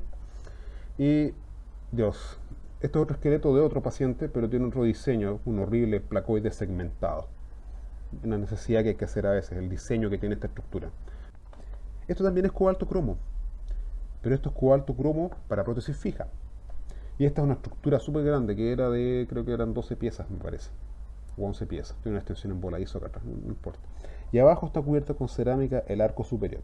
Lo que hay acá abajo también de hecho tiene metal en su interior. Tiene titanio, una barra de titanio en forma de herradura, a la cual se le aplicó después acrílico y dientes protésicos. A la estructura del maxilar superior, en cambio, se le aplicó cerámica fundida sobre la estructura metálica. Y esa estructura tiene forma de herradura en la práctica, con la forma del arco dentario, es una sola estructura continua hecha en aleación. De manera que aquí la selección de la aleación es crítica para que aguante la flexión, para que adhiera bien la cerámica, etc. Un caso, el paciente llegó con coronas metal cerámica, tenían problemas, deficiencias, de hecho tenían caries debajo. Esto es una guía radiográfica, lo que está acá para poner implantes, estaba en planificación implantaria, y sí quedan algunos restos dentarios acá abajo que después hubo que retirar. Aquí retiramos las coronas y habían espigas metálicas debajo, espigas de aparentemente níquel cromo. Tuve que retallar, sacar caries, hicimos la endodoncia del canino porque desgraciadamente era más bien resina que otra cosa. Estaba muy reparado el diente, digamos, pero el diente natural quedaba muy poco. El resto que se ve blanco era todo material de restauración en base a resina compuesta. Se hizo endodoncia, se suturó, se hizo esto, una espiga, se metió dentro del diente y se cementó con cemento de fosfato. Nada nuevo, técnica de hace 40 o 50 años atrás. Después de eso lo retallamos, tomamos una impresión, hicimos esto que es una estructura metálica para 3 dientes, una férula de 3 dientes, y después se cubrió con cerámica. Aquí están puestos los implantes, en esta sección acá, y aquí hay una raíz natural que tiene otro sobrecolado con un sistema locator, un broche para tener prótesis removible. Bueno, la estructura se hizo con unos estos escalones, por así decirlo, que son fresados palatinos, para poder apoyar la prótesis para ser removible, que es de cobalto cromo, en este caso, que es la parte interesante, digamos, de cobalto cromo. Están los broches ahí, ya se está probando en boca, en la parte inferior. Bueno, el aspecto que tiene las prótesis por dentro, tiene estas cazoletas para poder unirse a los broches, que están hechos en acero inoxidable. El broche sí está hecho en plástico, pero la cazoleta, digamos, una especie de contenedor donde va este broche, es de acero inoxidable. Bueno, entonces vamos pasando de esto, en lo cual se le colocó la cerámica, la estructura interna de la prótesis fija plural que se hizo acá de 3 piezas, y el aspecto que tenía antes, con las coronas medias deficientes y esa prótesis horrible, removible, que era lo que tenía la paciente. Y después la paciente se fue con esto, digamos que es una mezcla de prótesis fija, con aplicación metacerámica, y estos otros dientes que también son más falsos que Juga, que son dientes acrílicos por una prótesis parcial removible. Bueno, algunas propiedades de las aleaciones para colados que a nosotros nos interesan son inicialmente la dureza aproximada, que está más o menos bien correlacionada con qué tan difícil de desgastar y abrillantar es. El níquel cromo tiene una dureza que se podría decir que es intermedia, tal vez un poco alta, pero la dureza más bien es intermedia. El cobalto cromo, en cambio, es más difícil de pulir y desgastar, es una aleación más resistente al rayado y resistente al desgaste. Plata paladio tiene una dureza que es intermedia, promedio, y las aleaciones alto noble se parecen bastante a las aleaciones de plata paladio, las principalmente usadas. Sin embargo, hay aleaciones que son casi ridículamente blandas, que tienen 90 de dureza Vickers, y otras en cambio que son incluso más duras, más difíciles de gastar y de pulir que el mismo cobalto cromo, tienen 360 de dureza Vickers, aleaciones de rango más alto. Ahora, el módulo de elasticidad, o sea, qué tan rígido es el material. El níquel cromo es un material relativamente rígido, o sea, es un material que se flecta, que se deforma por flexión con dificultad. El cobalto cromo es bastante rígido, es bastante tieso, digamos. Plata paladio, en cambio, tiene una rigidez que es moderada y las aleaciones alto noble, el promedio que se emplean, son más bien, no decir flexibles, pero no tienen una rigidez elevada en general. Ahora, las aleaciones alto noble, más blandas, más flexibles, perdón, no más blandas, más flexibles, son relativamente elásticas y en el pasado algunas se ocuparon para hacer retenedores de prótesis parcial removible, que necesitan tener cierto grado de elasticidad. Y otras, en cambio, son ridículamente rígidas para hacer estructuras que se flectan con dificultad. Ahora, la resistencia a la elongación, al 0,2%, o sea, este yield strength, en el caso del níquel cromo no es particularmente fácil estirarlo. Tiene una dificultad, digamos, para ceder, digamos, con facilidad. De manera que hacer bruñido de bordes biselados, por ejemplo, en las incrustaciones, no es tan fácil. Ahora, con el cobalto cromo es muy difícil estirar la aleación. Es una aleación que mantiene bien su forma y no va a sufrir mucha deformación permanente. De hecho, la deformación permanente, la cantidad que sufre, es solamente de un par de puntos porcentuales y después la aleación inmediatamente se quiebra cuando se le aplica una cantidad enorme de fuerza. Se fractura, digamos. Plata paladio, hay, dependiendo de la composición química, hay aleaciones que son un poco más blandas, que tienen mejor resistencia a la elongación, y otras que son más fáciles de elongar. Y las alto nobles tienen un rango bastante más amplio. Algunas son fácilmente bruñibles o más fácilmente bruñibles en los bordes para que los biseles se adapten mejor a la estructura dentaria. Y otras aleaciones, oros platinados, son, digamos, difíciles de estirar, digamos, porque requieren gran cantidad de carga, o sea, hay que aplicarle gran cantidad de fuerza para poder deformarlas por estiramiento en forma permanente. Por eso les decía que la familia alto noble es una superfamilia, porque prácticamente hay un tipo de aleación que tiene las propiedades que a nosotros nos interesa que serían deseables. El problema es el costo exorbitante que tienen. Y las aleaciones nobles, como plata paladio, tienen propiedades que son aproximadamente parecidas a las alto nobles promedio. Níquel cromo y cobalto cromo funcionan con lógicas un poco diferentes, y el cobalto cromo por mucho es la aleación más dura, más rígida y más difícil de estirar de todas. Ahora, al seleccionar una aleación, piensa un poco en qué características de flujo, o sea, cuánta elongación puede tener el material, digamos, qué tan duro es y qué tan rígido es para lo que usted necesita hacer. Necesita hacer algo como una incrustación, tal vez no necesita tener las mejores propiedades mecánicas, porque tal vez esta sea contraproducente, tal vez solamente va a trabajar de más y el paciente no va a obtener un tratamiento mucho mejor. Ahora, parte del tema de las propiedades mecánicas, sobre todo lo que es características de flujo y rigidez, se condicionan con los espesores de aleación que hay que dejar para que el material pueda funcionar de buena forma. Y eso va en directa relación con la profundidad de desgaste dentario y por lo tanto el espesor de dentina que queda protegiendo la pulpa. De manera que la selección de aleación no es algo baladí, porque como algunas aleaciones van a tolerar ser hechas los tratamientos en espesores menores de aleación, o sea, con bordes más delgados y con un desgaste genera un grosor de aleación menor, eso afecta cuánto tengo que desgastar el diente para hacer espacio para poder alojar esta restauración. Bueno, en algún momento mencioné que las aleaciones se podían cubrir con cerámica. No todas las aleaciones se pueden cubrir con cerámica, pero básicamente níquel cromo, cobalto cromo, plata paladio no, pero paladio plata sí. Y en aleaciones altamente nobles hay variedades cerámicas, o sea, oro cerámicos o níquel cromo cerámico. Básicamente forman una capa de óxidos en su superficie al ser calentado. Eso permite adherir cerámica de buena forma. Ahora, si alguien va a decir que este intermediario se ve raro porque está más largo este diente, que es el diente que falta, digamos, un diente más falso que Judas, como digo yo, le aviso al tiro que la paciente le indiqué una cirugía de relleno de este colapso que tiene sentido vertical y horizontal, de manera que el resultado fuese más satisfactorio. Sin embargo, la paciente se negó. De manera que hicimos el puente de esta forma después de conversarlo. Vi un poco de decepción en sus ojos cuando miró el puente instalado en esta prueba, pero yo ya le había advertido que esto era algo que iba a ocurrir si no se realizaba la cirugía y no quiso someterse a la cirugía. Bueno, el paciente decide consentimiento informado. El paciente tiene que saber qué es lo que está decidiendo y uno da la información veraz y oportuna que el paciente merece. Esta sección de cerámica que se ve áspera acá es porque estamos haciendo la corrección de contornos de la cerámica. Básicamente la cerámica la dejaron demasiado convexa y abultada, por lo tanto se veía fea. De hecho, esto es una parte del proceso de ajuste de la cerámica. Lo he estado realizando con piedras diamantadas de grano rojo. Estos óxidos para adhesión de cerámica, como ya expliqué, ocurren al momento que el laboratorista coloca la estructura en un horno y lo somete a un cierto ciclo de temperatura especial para que el oxígeno ambiental consiga oxidar la superficie de la aleación. Estos óxidos son distintos si las aleaciones son basadas en oro, o sea, son alto noble, o si están basadas en alguna aleación base o noble como el titanio.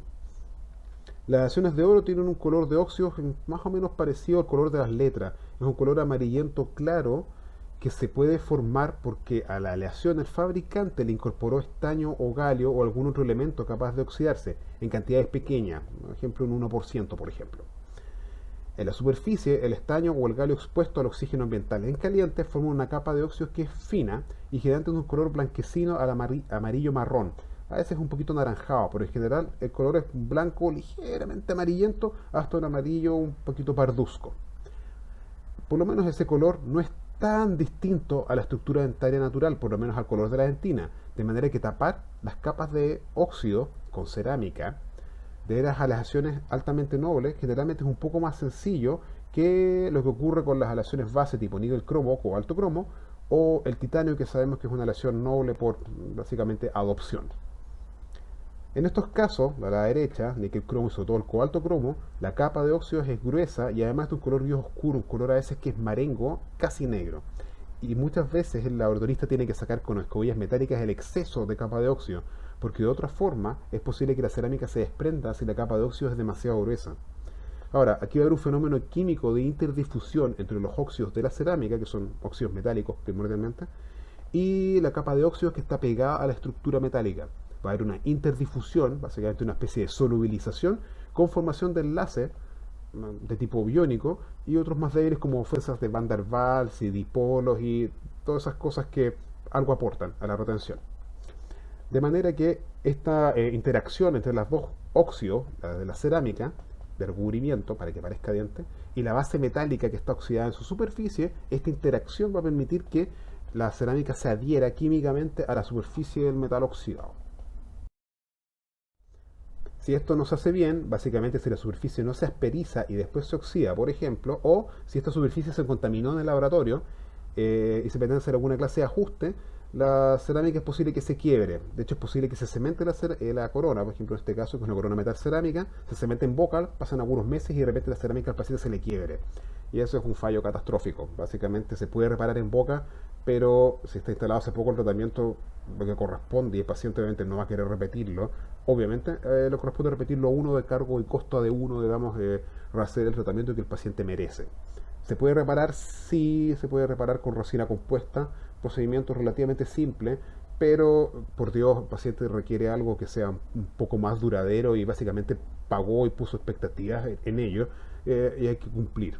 De manera que se hace de nuevo y punto.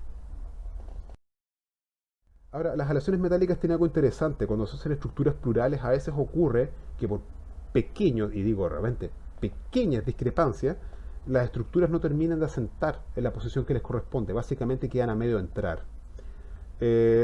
Como son estructuras relativamente grandes, se puede hacer corte y soldadura de las aleaciones a condición de que el área soldada sea relativamente grande.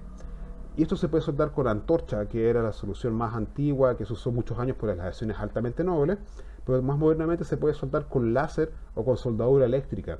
Hay que preguntarle al autorista antes de cortar con un disco carborundum fino. Hay que preguntar en qué ángulo quiere el corte, si el corte lo quiere vertical o si lo quiere oblicuo. Cuando se suelta con antorcha, con oxocetileno, básicamente con un soplete de alta temperatura, generalmente el corte se prefiere oblicuo. Pero cuando se suelta con láser o soldadura eléctrica, muchos motoristas prefieren el corte vertical. Es por la forma como se hace la soldadura. Pero básicamente quédese con la idea de que las aleaciones metálicas, para estructuras grandes y donde el área soldada realmente va a ser bastante amplia, se puede hacer soldaduras, corte y soldadura de estructura, cosa de poder avanzar en el tratamiento, digamos. Ahora, con respecto al método de obtención de estructuras ya metálicas, ya hablamos algo que vamos a hablar de colado en esta ocasión. Los sistemas CAD-CAM se pueden ocupar para varios tratamientos. Las espigas dan problemas a veces en intentar hacerlas por CAD-CAM. Hay algunas formas medias esotéricas de engañar al sistema, al computador, para que haga efectivamente una espiga muñón por sistema CAD-CAM y haga el fresado, digamos, del bloque, transformándolo en una espiga muñón. Pero normalmente CAD-CAM y espigas coladas, como que, o sea, espigas metálicas, no se llevan tan bien como uno desearía. El sistema por colado es predecible. Ahora, hay otros sistemas como las coronas, por ejemplo, sistemas de radiación como las coronas, que sí se pueden hacer y se hacen bastante CAD-CAM en relaciones metálicas, o bien derechamente en materiales cerámicos, obviamente, que en comillas libres de metal, comillas. Hay un tercer proceso que nunca entró en una ontología, se ocupa de la industria, pero no ontología en realidad, que es el sinterizado, que es someter a un material a una cierta cantidad de presión y temperatura, de manera que se amolde. Corresponde como una especie de fusión parcial y amoldamiento bajo presión. Se ocupa poco, no, o sea, no, la ontología ya no se ocupa eso, digamos, uno se intentó usar y no resultó, digamos, adecuado. Sistemas industriales sí se ocupa el sinterizado todavía de aleaciones, es un procedimiento de bajo costo y es bastante rápido, digamos, y es predecible. La ontología no funciona muy bien. Vamos a hablar de colado entonces, o sea, fundición, entrada de una aleación fundida dentro de un molde. Y vamos a ver algunas cosas acá. Primero vamos a un modelo de la preparación biológica, o sea, del diente que intervenimos, que le hicimos algún desgaste y que vamos a completar con una incrustación o con una corona, por ejemplo. Normalmente es un modelo físico que es de yeso, o sea, lo tomamos con una impresión con un elastómero, con silicona o eventualmente con poliéter, pero normalmente es silicona, consistencia masilla y consistencia fluida. También se puede hacer un modelo virtual tridimensional base a computador por CAD. En ese caso se obtiene el modelo físico, el modelo virtualizado por mediante una cámara y después se talla un bloque de cera y se hace un patrón de cera, el cual después se le hace el colado. Es un poco hacer pasos de más, hay tal vez alguna situación en la cual se justifique, pero en general, si uno va a hacer una restauración, digamos, por colado de lesiones, lo normal es hacerlo con un modelo físico de yeso, que es el procedimiento estándar que ha funcionado por años. Y básicamente el sistema funciona. Ahora, sobre ese modelo físico de yeso se va a hacer un patrón de cera o de resina eventualmente, pero normalmente es de cera, que tiene la forma volumétrica de la estructura, básicamente del tratamiento que queremos realizar nosotros. Va a tener la misma forma y el mismo volumen que una reconstrucción finalizada, pero en cera. A eso le llaman a veces una preforma, es una preforma. Y después de eso vamos a intentar generar alguna clase de cámara de colado, o sea, una especie de molde, y vamos a dar un investimento. Y después eso vamos a necesitar calor, mucho calor. ¿Para qué? Primero para vaporizar el patrón de cera que va a estar dentro de la cámara de colado. O sea, rodeado por el investimento, va a quedar el patrón de cera y el patrón de cera después hay que evaporarlo, o sea, es cera perdida. Procedimiento de cera perdida. Al vaporizar el patrón y hacerlo arder realmente a alta temperatura, ¿no? Por ejemplo, ya 600 o 500 grados, la cera va a desaparecer y va a dejar un vacío con la forma de la restauración que queremos. El investimento después va a hay que calentarlo para que se dilate y para que la aleación pueda fluir correctamente al interior de esta cámara de colado y va a estar calor también para poder fundir la aleación, derretirla y meterla adentro de ese molde que acabamos de lograr. Partamos con el patrón. El patrón es una preforma de cera o de elemento calcinable, o sea que es capaz de arder, que se transforma en la estructura metálica que será posicionar la preparación biológica. Lo voy a entender más adelante porque esto suena un poco esotérico, pero digamos que la palabra preforma de cera o elemento calcinable es parte importante del concepto de patrón. Esto. Aquí hice un inlay, que es un tratamiento que no se hace, digamos, hoy en día. Se hacen resinas compuestas, por Dios, más simple, es más estético, es más rápido y en muchos aspectos es más conservador, así que es mejor. Pero antes hacían este tipo de incrustaciones que no tienen cobertura cuspide, digamos, que eran los inlay, incrustación intracoronaria. Aquí está el patrón de cera, en forma inicial, digamos, esto es como fue mandado a colar, y aquí está el resultado final con una vez que se hizo el colado de la aleación, en este caso en níquel cromo, una aleación barata, difícil de manejar, difícil de pulir, y a la cual le quité toda la anatomía que le había dado, porque era bastante bonita la cera, y la incrustación quedó, digamos, fome. Y este es el caso que les mostré antes, una prueba de patrón directo de cera que se hace muy poco en boca y el resultado después convertido en aleación metálica. Esto no está photoshopeado por si acaso, ¿eh? Son dos fotos distintas en dos momentos distintos de tratamiento de la paciente. Esto está en cera y en la semana siguiente recibí esto, que también tuve que ajustar y desgastar un poco porque venía con exceso, lo cual es normal y es parte del juego de hacer una prótesis fija plural. Ahora, para hacer estos patrones de cera, se emplean principalmente cera para colados, pero también se pueden usar resinas polimerizales para patrones, normalmente de autopolimerización. Ahora, hay otras cosas que se ocupan en implantología, que hay unas preformas de PIC a veces que se ocupan para cierto tipo de pilares implantológicos, y se han intentado ocupar impresoras 3D con resina. Ahora, volvemos a lo mismo. Vamos a ocupar una cámara intraoral de uso dental que cuesta millones, con una impresora 3D de uso médico que cuesta un par de millones, con una resina que no es tan barata para hacer un patrón virtual. Sí, la tecnología ha mejorado bastante lo de las impresoras 3D. Tal vez tenga algún futuro para mecanizar mejor los procedimientos. Pero la verdad es que el procedimiento con cera para colado sobre un modelo físico sigue siendo un sistema exacto, sin que se tiene un laboratorista que sea consciente con lo que hace. Como sea, lo que sea que utilice, estos materiales para patrones tienen que tener la capacidad de evaporarse o arder sin dejar residuos, o sea, calcinarse. Las ceras para patrones, que lo que más se emplea, son ceras duras. La superficie tiene que ser, digamos, resistente a la indentación, digamos, para que no se altere el patrón. Sean, por otra parte, tallables, o sea que uno pueda tomar espátulas muy afiladas y poder darle la forma a la restauración, como mostré en el patrón antes de la inlay metálico, y un poco frágiles. Y esto es un poco deseable. Si la preparación biológica tiene cualquier problema, es preferible que la cera se fracture en este momento y no que la cera salga deformándose de la preparación de yeso, digamos, del modelo de yeso, pase por todo el proceso de colado y después la incrustación metálica no entre en la preparación biológica. Es preferible que en este momento se fracture la cera mientras se está fabricando el patrón de cera y se detecta alguna clase de problema evidenciado en ese momento y no después cuando ya el tratamiento está en teoría en vez de terminarse, y no es así. Ahora, el intervalo de fusión generalmente es reducido, pasan del estado sólido al estado líquido relativamente rápido y tienen que tener bajo flujo a temperatura ambiente. Esto es para evitar que la manipulación a la temperatura del laboratorio, que sé yo, 20 grados por ejemplo, la cera no empieza a deformarse. Y uno de los problemas que tiene la cera es que a temperatura ambiente la mayoría de las ceras son medias deformables, experimentan una cierta cantidad de flujo a temperatura ambiente, de flow, y eso no es bueno. Ahora, hay dos tipos. El tipo 1 era pozo directo intraoral. Yo no sé cómo hacían patrones de cera los dentistas antiguos. Tomaban un trozo de cera tipo 1, la metían dentro de la preparación biológica, la tallaban con espátulas directas sobre el diente, se retiraban el patrón sin fracturarlo y lo mandaban a colar al laboratorio y les funcionaba. Un nivel de destreza que realmente de otra época en realidad. Yo no podría hacerlo. Ahora, el tipo 2 es lo que se ocupa en los laboratorios. Son ceras de mayor temperatura de fusión en general y se ocupan sobre modelos de yeso. No se puede meter a boca porque básicamente las pulpas las mataría en forma inmediata con los 70 grados que requieren muchas para derretirse. Ahora, se maneja en estado líquido en incrementos pequeños porque al calentarse se dilatan, pero al enfriarse se contraen. Por lo tanto, tienen tendencia a desajustarse el patrón. Así que tiene que ser en incrementos pequeños, rápidos pero pequeños. Y a veces emplean hojas de cera calibrada en estado plástico. Por ejemplo, pueden tener ceras que entregan fabricantes a 0,35 milímetros de espesor, por ejemplo, o a 0,55, por poner algunos números que son comunes. La cera la flamean un poco, la doblan, la adaptan sobre la preparación biológica y de esa manera pueden tener la cofia inmediatamente para una estructura, para una corona. Pero eso se emplea un poco menos y requiere otro tipo de estrés, igual cierta costumbre la turista para hacerlo. Ahora, las ceras para patrón en general tienen cera parafina aproximadamente un 50%. No pueden tener mucha porque si no la deformación a temperatura ambiente no sería muy buena. Tendría tendencia a deformarse los patrones a temperatura ambiente. Así que para hacer masa, la cera parafina es solo una parte.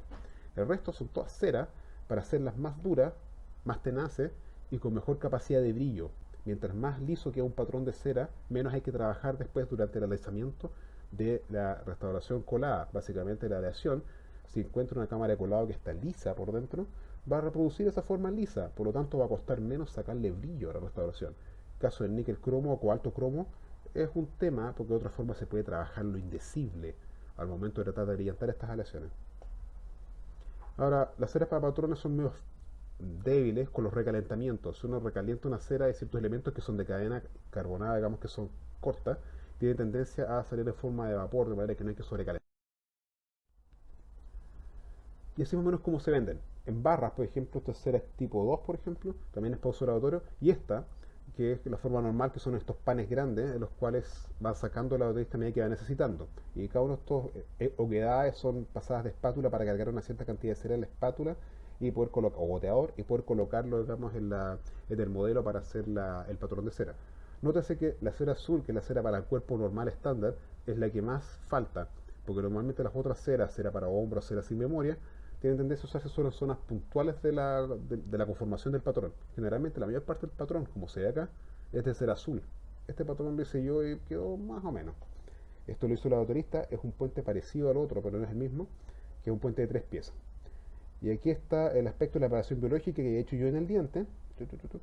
Y aquí está la producción en yeso, o sea, un modelo físico hecho en yeso, eh, que tiene el patrón de cera de la incrustación en isla y que tenía una anatomía bonita al principio y al colarlo quedó un desastre. Ahora, para prótesis parcial removible, para prótesis con ganchito, hay una serie de preformas que venden las casas dentales para diferentes secciones. Esto es un modelo de refractario, es un modelo hecho en investimento, probablemente un investimento de fosfato. Esto lo tomé de un manual, estas fotos no me pertenecen. Y el autorista va seleccionando y cortando con una tijerita, va cortando las preformas de cera para hacer las rejillas, para hacer el cuerpo del conector mayor, para colocar los retenedores, por ejemplo, como se puso en la foto al medio acá abajo, tienen los complejos retentivos ya con su brazo recíproco, apoyo, lechos para apoyo, estas líneas de terminación donde empalma el acrílico con el metal, y en momento de colarlo, brillantarlo, dejarlo hermoso, después de un montón de trabajo, obtienen esto. Un esqueleto metálico al cual después se le pueden poner dientes acrílicos y acrílico rosado para simular encía. Y básicamente eso tiene una prótesis terminada que el paciente puede usar para solucionar su problema de desdentamiento. Los cines para patrones también se pueden ocupar, Duralar rojo se ocupa bastante y hay otras eh, resinas más específicas que son de uso de laboratorio que demoran un montón en endurecer, demoran varios minutos y a veces media hora para maximizar la etapa de pregel. De esa manera, por lo menos el patrón queda con menos tensiones producto de la contracción de polimerización, porque cada cadena de, ¿cuánto que se llama esto?, de polímero se fue armando lentamente en el tiempo. De esa manera se acumulan menos tensiones y hay menos deformaciones en la estructura final. La cantidad de contracción de polimerización va a ser la misma. El tema es si genera algún grado de tensión en la contracción, esto en el patrón que se está intentando realizar.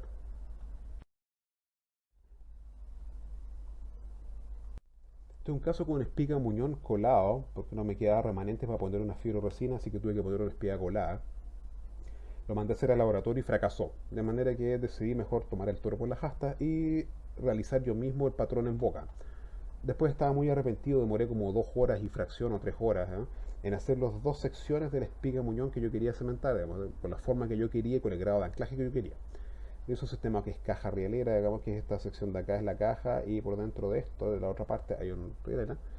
Y esto después se ensambló en boca, después lo cementé, lo ajusté un poco más, pero aquí todavía se ve un poco de desajuste en los diferentes componentes, lo cual no es bueno. Y aquí está la espiga muñón inmediatamente antes de que yo la cementase. Básicamente con esto se recompleta lo que faltaba de diente, que era considerable. El diente sufrió endodoncia y había tenido caries en varias secciones, incluso una caries palatina acá. Eh, y básicamente había gran cantidad de volumen coronario que reemplazar con esto. Y sobre esto después hizo una corona con núcleo fortalecido de dióxido de circonio, cubierto con cerámica feldespática, entre comillas, o sea, con una porcelana de recubrimiento. Y quedó relativamente bien y el dióxido de circonio fue capaz obviamente de tapar el color gris que tiene la aleación acá abajo, el muñón metálico. Pero la espiga de muñón es lo interesante porque aquí está el patrón y aquí está el resultado. Y esto efectivamente lo hice en boca con resina, no con cera. Esto lo hice con resina, con Duralay rojo. Y el resultado fue bueno, pero la cantidad de tiempo que invertí fue enorme. Ahora, en un momento mencionamos investimento. El investimento realmente no es un fin en sí mismo, es solo un medio para lograr una cámara de colado. Ya, los investimentos son materiales cerámicos refractarios. Y eso implica automáticamente que tiene dos cuantos que se llaman características. Una es que almacena el calor en su interior, en su masa, y es capaz de liberar el calor con lentitud, o sea, son un poco aislantes, pero una vez que se consiguen calentar, radian lentamente la temperatura. Y por otra parte, tolera el calor sin degradarse excesivamente, o sea, sin sufrir cambios químicos que lo hagan frágil como talco, por ejemplo. Ahora, en la parte dental, para investimentos dentales, nosotros le exigimos que además tenga esta tercera característica, que es la expansión térmica, o sea, expansión volumétrica, que al calentarse se dilate y bastante. Ahora, eso se logra porque los investimentos tienen un material cristalino, un polvo, que es cuánto que se llama esto óxido de silicio en general. Se usaba mucho antes la cristobalita, ya no tanto. El cuarzo y el sílice se siguen usando harto y la tridimita todavía aparece en algunos investimentos. Ahora, estos granos, básicamente óxido de silicio, tienen que ser aglutinados o pegados con algo, de manera a formar una masa que al endurecer mantenga la forma. Y los aglutinados con yeso fueron de los primeros con cristobalita, pero toleran muy poca temperatura y muchas aleaciones se funden más allá de los 1000 grados, por ejemplo, o 1200 o incluso 1350 grados. Con esa temperatura el yeso se desintegra y queda como un talco, así que básicamente las cámaras de colado se quedan enteras al momento de meterles la aleación. La solución obviamente fueron los investimentos aglutinados con fosfato de magnesio, que se parece bastante a un oxifosfato de zinc que ocupamos nosotros en odontología como material cementante. Y en el pasado existió el silicato de etilo, que en un momento era la única forma de colar cobalto cromo, pero el investimento es majadero y realmente es un cacho, de manera que lo que más se emplea son los aglutinados con fosfato de magnesio. Ahora, la expansión volumétrica que nosotros queremos lograr se logra a través de dos procedimientos o dos vías. El primero es por el coeficiente de variación dimensional térmico que tienen todos los materiales. Esto es, cualquier material que usted calienta tiene tendencia a dilatarse. Fin, es así de simple. Ahora, el que está en rojo acá abajo dice cambio de estructura cristalina o transformación alfa-beta. ¿Por qué ponerle óxido de silicio con una forma alotrópica de cuarzo o de sílice, por ejemplo? Si no sabe lo que es alotropismo, significa que una misma forma química existe en diferentes configuraciones cristalinas. O sea, la forma como el óxido de silicio se organiza con otro óxido de silicio eh, varía, o sea, hay diferentes variedades en la forma de la red cristalina que adopta el óxido de silicio. Y eso depende de en qué condiciones se cristalizó ese óxido de silicio. Y eso obtenemos cuarzo, obtenemos sílice, obtenemos tridimita o cristobalita. Es la misma fórmula química, pero arreglada de una manera diferente. Es como mezclar piezas de bicicleta y obtener un triciclo, o mezclar piezas de bicicleta y obtener una bicicleta de competición. ¿Bien? Se obtienen básicamente bicicletas en ambos casos, pero con diferentes características. Pero son las mismas piezas en el fondo, arregladas de manera diferente. Esto ocurre por esta transformación que sufre el material, que permite que pase de una fase alfa a fase beta. Eso significa que el retículo cristalino se reorganizó de una manera más, comillas, laxa, más dilatada. Entonces cada grano de cuarzo o de sílice crece un poco al momento de calentarse, pero no es solo por la cantidad de calor que tiene, es porque cristalográficamente las moléculas de óxido de silicio se reordenaron en forma reversible y permitieron que las moléculas se alejasen entre sí un poco con otra organización espacial. Y eso permite una dilatación. Ese cambio también es reversible casi en toda su extensión. O sea, al bajar la temperatura, vuelve a pasar de la fase beta a la fase alfa. Lo que ocurre es más o menos esto. Imagínense que estas cosas moradas son unos cristales de cuarzo, ya, a temperatura ambiente. Pero si los calentamos, los cristales se reordenan y de alguna forma crece cada uno. Lo cual significa que en total el contenedor que teníamos acá, en la misma imagen, se fija, está ampliada. Porque básicamente los cristales crecieron, por lo tanto el volumen se expandió. Con respecto a los investimentos, fosfato permite colar cualquier cosa. Ahora, no el mismo investimento de fosfato, básicamente fosfato de magnesio un poco modificado permite colar cobalto cromo o permite colar, por ejemplo, plata paladio. Pero básicamente con dos o tres variedades de fosfatos, digamos, de investimento de fosfato se pueden colar casi todas las aleaciones, excepto el titanio. El titanio, como siempre, es especial para desgastarlo, para aplicarle cerámica, porque requiere cerámicas especiales muy peculiares, y además porque requiere investimentos especiales porque se funda a alta temperatura y además el titanio tiene tendencia a reaccionar mucho en caliente con la pared del investimento, reacción química, así que tiene tendencia a quedar contaminada la superficie. El titanio en muchos aspectos es un cacho, por eso cuando uno hace una prótesis parcial de removible de titanio, uno le cobran prácticamente el doble que si lo hubiese hecho en cobalto cromo, ¿no? Y el procedimiento es virtualmente idéntico, es solo que es engorroso de manejar. Ahora, ¿qué es lo que hace el laboratorista? El laboratorista te mide el patrón de cera y después le pone estos vástagos. Esto es para poder tener algunas canalizaciones donde meter la aleación, digamos, dentro de la cámara de colado y obtener la forma que queremos, que está dada por esta preforma de cera que es el patrón.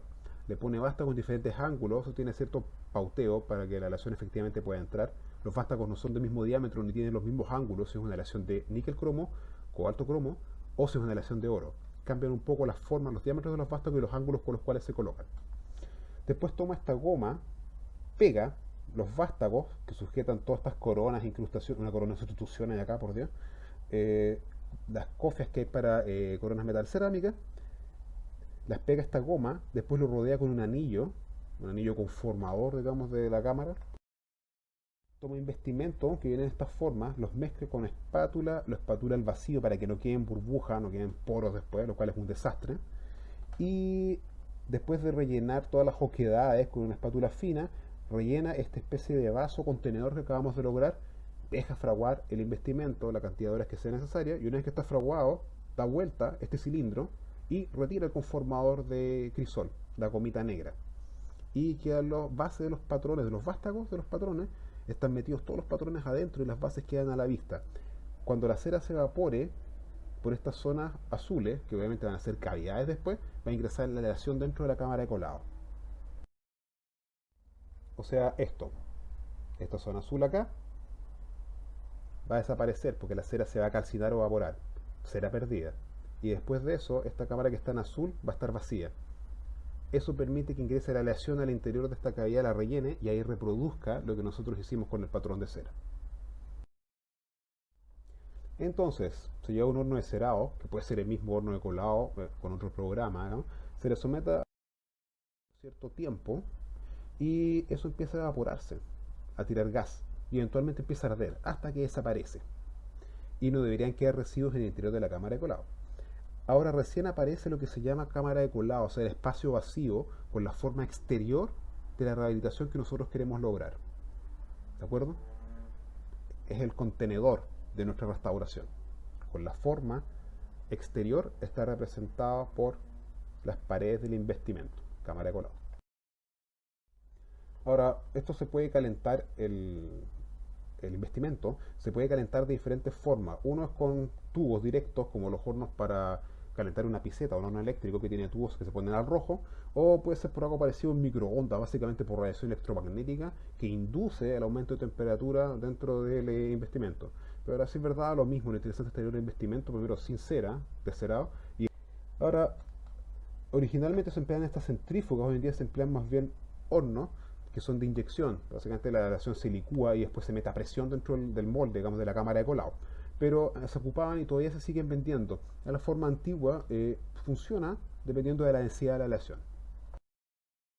La aleación en algún momento se va a centrar dentro de la cámara de colado estando fundida. Eso es lo que interesa. Se calienta el investimento para que se dilate y se expanda. Se coloca, de acuerdo a la aleación altamente noble de oro, amarillita, se funde y se la obliga a entrar dentro del molde. Y básicamente el molde, la cavidad quedó rellena ahora con aleación, con la forma de reconstrucción que queremos. Ahora, si lo pensamos para atrás, hubo varios procesos en los cuales hubo contracción o expansión de lo que estamos tratando de rehabilitar. Si tomamos una impresión con un elastómero, lo más probable es que haya habido una pequeña contracción en general de la impresión al momento de polimerizar el material. No es tan diáfano lo que estoy diciendo, tiene algunas aristas. De hecho, algunas partes de las preparaciones biológicas se expanden en lugar de contraerse. Pero es otra historia. En general hay una contracción pequeña en general. El vaciado del yeso generalmente implica que el modelo resultante va a tener el igual volumen que la preparación biológica real, o sea que el tamaño del diente natural del paciente, o va a haber una pequeña expansión, va a ser una pintita más grande. Cuando se confecciona el patrón de cera o de resina, que la cera se aplica con calor, o sea, se aplica líquida y está dilatada, se va a enfriar y se va a contraer, se va a achicar, o la resina que se va a polimerizar y también se va a contraer, va a haber una mínima contracción, pequeña pero va a haber una mínima contracción. Durante el proceso de investido, o sea, de poner el investido en este cilindro hasta que frague, implica que va a quedar más o menos del mismo volumen o puede ser que haya una pequeña expansión al momento de fraguar. En ocasiones algunos investimentos producen una ligera contracción. Eso lo puede controlar parcialmente el laboratorista con la selección del investimento y a veces con la técnica de preparación.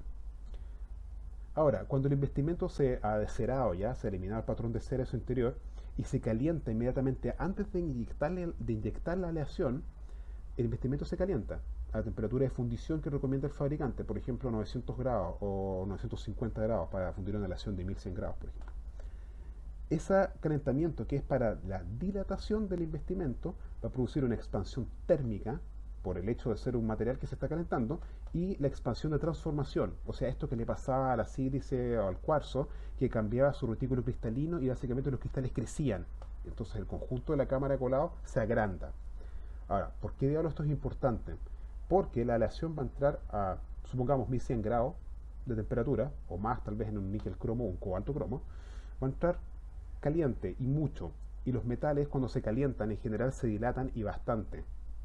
Depende de cada metal, pero en general todas las aleaciones se dilatan no poco, se dilatan bastante, no como un material cerámico en general no se dilata mucho o tanto.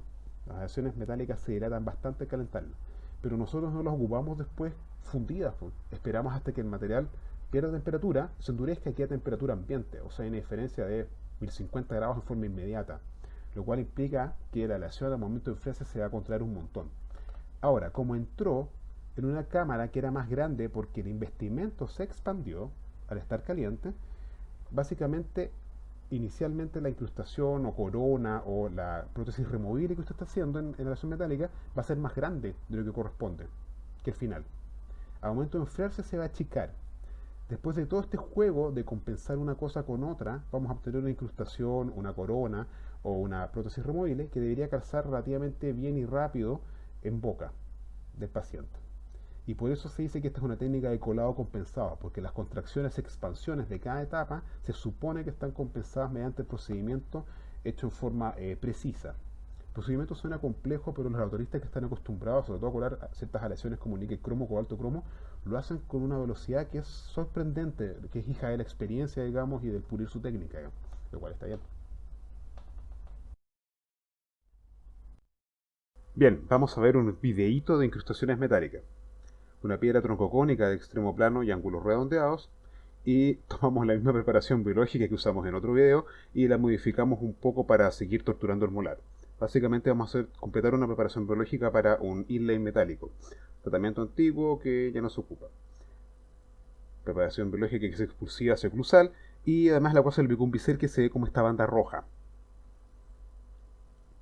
Las paredes que son ligeramente divergentes hacia oclusal para que entre el bloque sólido que es la incrustación. Otro diente más, premolares superiores.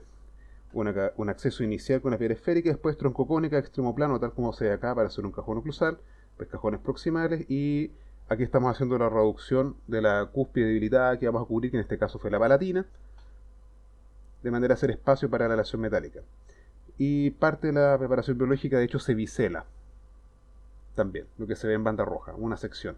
Cajones proximales, el bisela y el cervical, y en parte de la pared vestibular y en la cara oclusal por el vestibular. También es expulsiva hacia oclusal. Ahora, incorporé esto que es la forma antigua en la cual se hacían los onlay, siempre una piedra muy parecida. Lo mismo, dos puntos de acceso a las fosas proximales, mesial y distal. Hicimos un onlay que incluye ambas cúspides, pero tiene un desgaste en palatino que es súper grueso. Esto se hacía cuando se empleaba aleaciones de oro de monedas, que era más blando, y por lo tanto la masa necesitaba más grosor para tener resistencia. Esto ya no se ocupa, estos desgastes brutales, donde tiene incluso un hombro, un chaufa en realidad en este caso, como línea de terminación. Eso no se emplea ya, pero aparece en los libros. Bueno, acá el astómero, silicona por condensación, bastante acelerada la mezcla, la imagen, ¿no? Cargando la cubeta, y jeringa de impresiones, una cantidad más importante de silicona, inyección desde el cajón proximal hacia el cajón oclusal sin levantar la punta para no incluir burbuja, un poco de silicona a las caras oclusales de los dientes vecinos para facilitar el articulado en el articulador, de un oclusor, digamos, que se cambió reproducir las caras oclusales, y el resultado de la impresión. Esta es la preparación biológica que estamos reproduciendo, digamos, que es de ese cajón MO con bisel que es para un inlay a la antigua, tipo años 70. Mezclamos yeso. Este es un yeso tipo 5, ¿eh? Es un yeso que está mejorado con resina, yeso sintético, entre comillas. Cantidades pequeñas. Como siempre, al momento de hacer un vaciado para evitar incorporar burbujas en la cara oclusal de los dientes, bueno, borde incisal. Cantidades pequeñas incorporadas por el lado. Después se puede empezar a colocar yeso en mayores cantidades. Es una herradura, se monta en esta cubeta cutraque y se corta. Este es el resultado del maxilar superior, de los dos premolares superiores, que tienen esos óleos chiquititos arriba. Esto es un troquel, es una sección de modelo de trabajo que es reubicable tridimensionalmente, sin perder las relaciones, digamos, con los dientes vecinos o con los antagonistas. Este es el resultado del troquel del Oley, que es más conservador, un poco más moderno. Y este es el Oley hecho ad modum años 70 para la aleación de monedas, que aparece en algunos libros como el Chillingbook, por ejemplo, que es un buen libro, pero está un poco anticuado. Bueno, esto se le puede aplicar a un endurecedor, barniz espaciador de 25 micros, y eventualmente hay que humectarlo antes de empezar a aplicarle cera. En este caso usé un poco de cera sin memoria en algunas partes que me parecieron sospechosas de la preparación biológica, tal vez no debería haberlo ocupado, y realmente se me fue un poco la mano porque puse demasiado. Ahora, todo el resto se completa con cera azul, que es para incrustaciones, digamos que es el método estándar, ¿eh? Material estándar, en cantidades pequeñas, porque esto como se aplica el líquido tiene tendencia a contraerse mucho y empieza a desajustarse el patrón. Bueno, aquí aceleré un poco la imagen, digamos, mientras agregaba más capas. Bueno, lo aceleré bastante. Bueno, tal vez lo aceleré demasiado, de acuerdo. Y se llena la preparación biológica con un pequeño exceso para poder tener un exceso para poder tallarlo después con espátulas que estén más o menos afiladas. Esta cera es bastante frágil, pero a veces es dura. Así que hay que tener un instrumento que esté afilado para poder, digamos, darle forma. Y logré esto, que no está tan mal la anatomía acá, pero el colado se estropea un poco. Ahora, esto es delicado, debería poder salir sin romperlo. Ese de la cera sin memoria roja. Debería poder salir sin que se rompa. Sale la producción de los biseles, que está un poco tosca. En este caso lo dejé con esos excesos y eso se elimina después una vez que está transformado en aleación metálica. No tiene exceso, digamos, de metal en los márgenes. Eso no importa.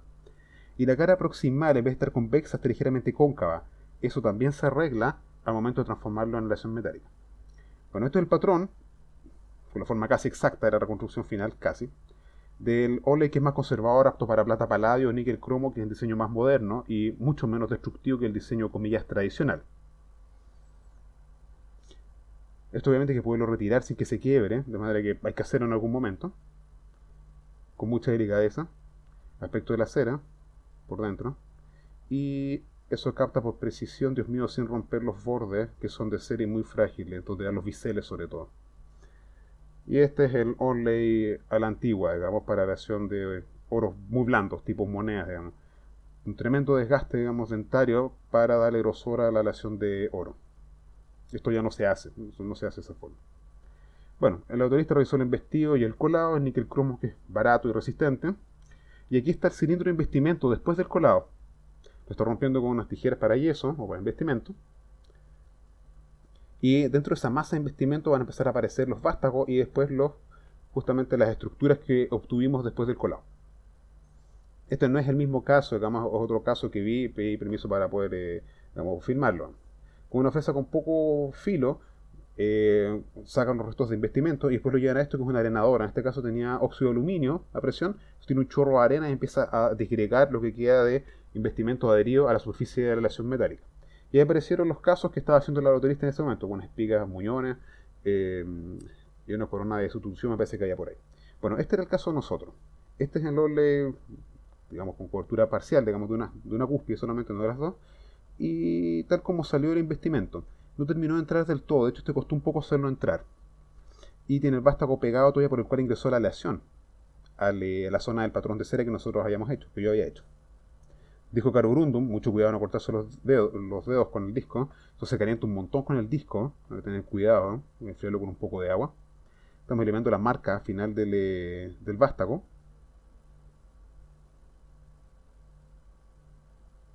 Y después con una rueda, que esto es óxido de aluminio, una piedra, digamos, con forma de rueda, estoy desgastando los excesos que quedaron, sobre todo los márgenes y en la cara proximal de los patrones de cera que hicimos.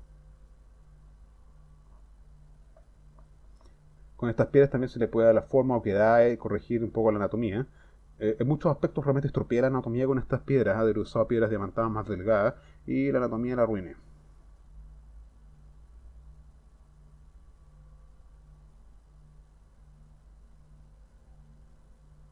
También ocupé discos para pulir, que los discos de papel, pero no están mostrados.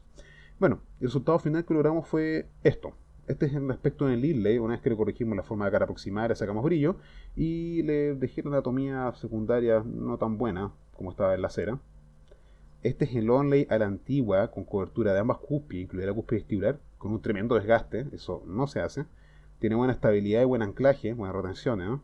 Pero por desgracia la cantidad de desgaste que se le hizo al diente fue considerable. De manera que esto no se hace, digamos, prácticamente nunca ya, con esta forma, digamos. Se hace con un desgaste mucho más somero. Como esto, que es un diseño más racional y más conservador. Es un diseño más moderno también. De manera que probablemente haga algo parecido a eso, a esto que está acá. Un desgaste que es más somero, no tan profundo en las cúspides, las puntas de las cúspides, para poder cubrirla. De esa manera aumenta la resistencia mecánica del diente que está debilitado, ¿no? Pues la cúspide se rebaja un poco y queda envuelta la punta con un poco de aleación metálica, en espesor delgado, pero que es resistente. Forma anatómica también la arruiné al momento de hacer el alisado, ¿no? Aquí todavía tuve que hacerla entrar un poco más porque no había terminado de sentar del todo. No cubría 100% los biseles aún, ¿no? Faltaba un cuarto de milímetro probablemente para terminar de entrar. Ese es el aspecto final, ¿no? Es una reconstrucción, digamos, no es una reconstrucción maravillosa, pero es una reconstrucción por lo menos que podría funcionar, ¿no? Que es funcional.